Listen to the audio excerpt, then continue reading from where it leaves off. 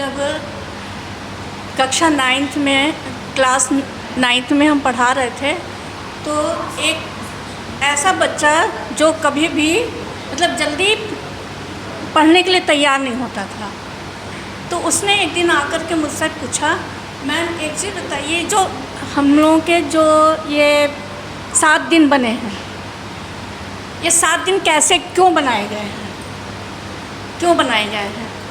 हमने कहा बेटा इसके पीछे कोई ना कोई तो कारण होगा, कोई ना कोई कारण होगा, और जो कारण होगा तो जब तक हमें खुद कारण नहीं मालूम है तो हम तुमको नहीं बता सकते।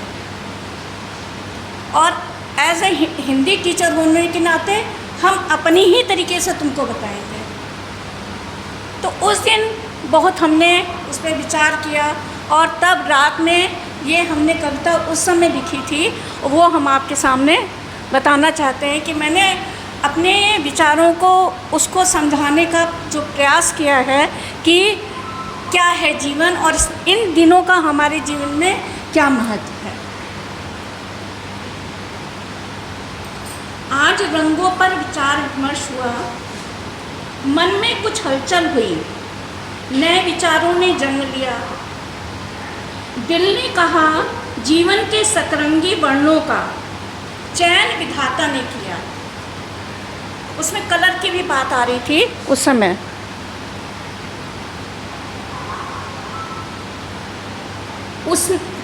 उसमें वास्तविकता छिपी है कहीं। यथार्थ में सप्त ऋषियों द्वारा सप्त वारों का निर्धारण हुआ।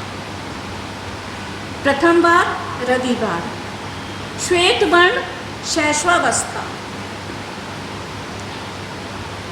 शांत व नव जीवन का प्रतीक, जैसे बीज से निकला नन्हा कोमल अंकुर।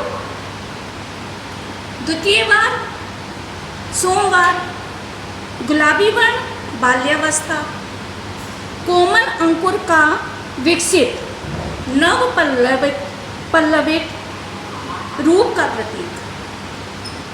तृतीय वार मंगलवार, रक्तवर्ण किशोरावस्था, नव पल्लव की प्रसन्नता, आह्लाद अल्हड़ता उमंग का प्रतीक। चतुर्थवार बुधवार, हरित वर्ण युवावस्था, विभिन्न क्षेत्रों के विकास की गतिशीलता, संपन्नता क्षमता आदि का प्रतीक।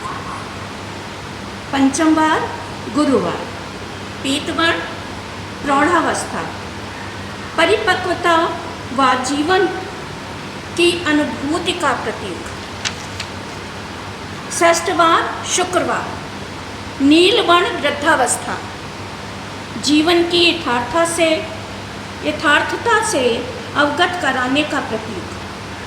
सप्तवार शनिवार, श्याम वर्ण कृष्ण वर्ण मरणावस्था, एक सृष्टि के अंत और नव निर्माण के संकेत का प्रतीक।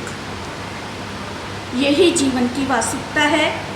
जीवन सप्तरंगी इंद्रधनुष के समान ही निर्मित और विध्वंस होता रहता है, क्योंकि सप्तवार के श्याम वर्ण की आगोश में छिपा कोई नन्हा बीज उस सृष्टि के अंत होने का दुख नहीं सह पाता और उस दुख से ओतप्रोत निकली अश्रुधाराओं के से ही पुनः नव निर्माण के लिए सिंचित कर एक नई सृष्टि की रचना करता है।